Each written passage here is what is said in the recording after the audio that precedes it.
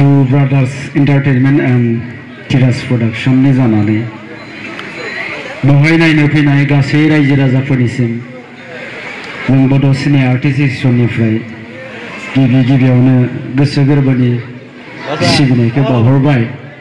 जोबोद गोजोननाय मोनदों नोंथांमोना बेवहाय लैहोर फैनानै दिनै जोंनि बर' सावथुनखौ सापर्ट होफैदों, बर' सावथुनखौ नायनो फैदों।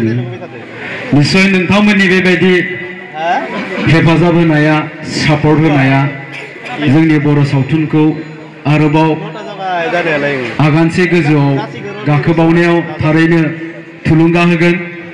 आरो आङो बिथां दिहुनगिरि आरो दिथागिरि बिथांमोननिसिम साबायखर बावहरगोन। जोबोद खस्थ'नि गेजेरजों, दुखु दाहानि गेजेरजों बिथांमोना दिनै नैबे गान्जा फाग्ला सावथुनखौ नोंथांमोननि सेराव दिन्थिनो लादों, दिहुननो लादों। जों मिथिखागौ बे सावथुनखौ जा पंकज लाहारी फंबाय बिथाङा सुजुदों, स्ट'रि एन्ड स्क्रिप्ट बिथांनि बिथाङा बेनि अनगायैबो गोबां सावथुनफ्राव स्क्रिप्ट लिरबोबाय, डाइरेक्शन हिसाबै खामानि मावबोबाय। मोनफ्रोमबो सावथुनफोरखौ बिथांनि मोनफ्रोमबो सावथुनानो जोंनि गेजेराव मोनसे मोजां जायगा आवग्रिनो हादों। बिथाङा जोंनि हायनामुलि सावथुनावबो सासे स्क्रिप्ट राइटार हिसाबै बाहागो लादों, जायनि थाखाय दिनै जोंनि हायनामुलियाबो सिगांफोरनिख्रुइ एसेबाबो गोजौआव दं होननानै जोङो गनायनो हायो। दा जायखिजाया नैबे गान्जा फाग्ला सावथुनखौ नोंथांमोना नायनानै मोजां मोनगोन आंहा मोनसे आसा दंखायो आरो मोजांबो जाखादों। दा बिनि उनावहाय नोंथांमोननिफ्राय जोङो माखासे कमेन्ट लुबैयो, जाय कमेन्टफ्रा, जाय अपिनियनफ्रा जोंखौ इन्सपिरेसन होगोन, थुलुंगा होगोन बेनिख्रुइ आरोबाव साबसिन खालामनो। आरो बेजों लोगोसेनो नोंथांमोनखौ खावलायगोन, जोंनि हायनामुलि सावथुना दाब दाब जायगायाव दिन्थिबाय दङ। बै सावथुन दिन्थिसालिफ्राव गोबां सुबुङानो जायफ्रा एडुकेटेड, इयं जेनेरेशन एन्ड एडुकेटेड, बिथांमोनखौ जोङो एखनब्ला फेसबुक लाइभ बा रेकर्डिं खालामनानै इउटिउबाव आगारनाय नुनो मोनदों। जायनि थाखाय जोङो गुबुन गुबुन जायगायाव दाब दाब जायगाफ्राव सावथुन दिन्थिनायाव उसुबिदा मोनदों।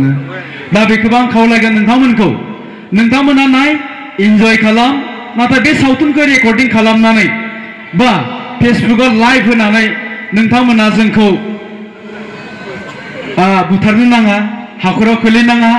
जोंनि जिथु सानस्रि, जोंनि जिथु थुलुंगा, बेखौ नोंथांमोना डाउन खालामनो नाङा। आंथ' ओरैबायदि सानदों, दिनैबो नुदों आङो फेसबुकाव दोंसे मेथाइखौ बेदि नायबाय थानाय समावनो रेकर्डिं खालामनानै दिनै आगारनानै होदों। बे जोंनि थाखाय जोबोद दुखुनांथाव। सासे सावथुन दिहुनगिरि एबा प्रडिउसारनि थाखाय बेनिख्रुइ दुखुनांथावसिन जेबो थानो हाया। ओंखायनो आं नोंथांमोनखौ खावलायदों, दिनै जाय बिथांमोना इउटिउबाव आगारदों, जाय बिथांमोना फेसबुकाव आगारदों, बिथांमोना रावबो जाम्बा नङा, इडुकेटेड, सोरबा कलेजाव फरायबाय थानाय, सोरबा कलेजनिफ्राय बारग'नाय। दा बिथांमोना एसेबाबो सिन्था खालामनांगौ। आं बुङो बिथांमोना खर'आव मा दं आसलते। दिनै नै बिथां पंकज लाहारी बा तिरास प्रडाक्शना 15-20 लाख थाखा गारनानै सावथुन दिहुनदों। बिनि फैसाखौ मालाबाबो मोनफिनखाया। बे सम्भबानो नङा, बेयो असम्भब। कुनुदिन फैसाखौ मोनफिनजोबा आरोखि। थेवब्लाबो बिनि आधा फैसाखौ मोनगोन नामा, जों बेखौ सिन्था खालामो आरोखि। दिनै बेखौबो जुदि नोंथांमोना जोंखौ जुदि लामानि जेंसि जानानै थायोब्ला, बिनिफ्राय आरोबाव जों कुनु दिनावबो गोजौआव दावगानो हानाय नङा। आंबो सिन्था खालामदों देग्लायनिफ्राय जों सावथुन दिहुनलिया, खारन जोङो जुदि सावथुन दिहुननायनि उनाव एसेबां फैसा खरस खालामनायनि उनावहाय जुदि थाइसेबो थाखा मोनफिनाब्ला जों माबोरै सावथुन दिहुनबाय थानो। दा ओंखायनो आं नोंथांमोनखौ खावलायदों, नोंथांमोना जेरैबायदि लैहोर फैनानै नायनो फैदों, बे नोंथांमोननि बिराद गिदिर सापर्ट। नाथाय नोंथांमोननि गेजेरनिफ्राय जुदि सोरबा सासेया बे सावथुनखौ दिनै लाइभ जुदि टेलिकास्ट खालामोब्ला, रेकर्डिं खालामनानै गाबोन जुदि इउटिउबाव होयोब्ला, बे जोंनिखौ बेनिख्रुइ दुखुनांथावसिन जेबो जानाय नङा। दा ओंखायनो नोंथांमोनखौ खावलायदों नोंथांमोना नाय मोजाङै इन्जय खालाम रावबो रेकर्डिं दा खालाम फेसबुकाव जाहाथे लाइभ टेलिकास्ट खालाम आं बेखौ खावलायदों गोलाव बुंनो सानाखै नोंथांमोना बेयाव सावथुनसो नायनो फैदों बांद्राय बुंबाथ' नोंथांमोना दा अन्थाइसो खुबैनोबो हागौ जायखिजाया नोंथांमोना नायनो फैदों बेनि थाखाय साबायखर थाबाय गोजोनथों खुलुमबाय थेंक इउ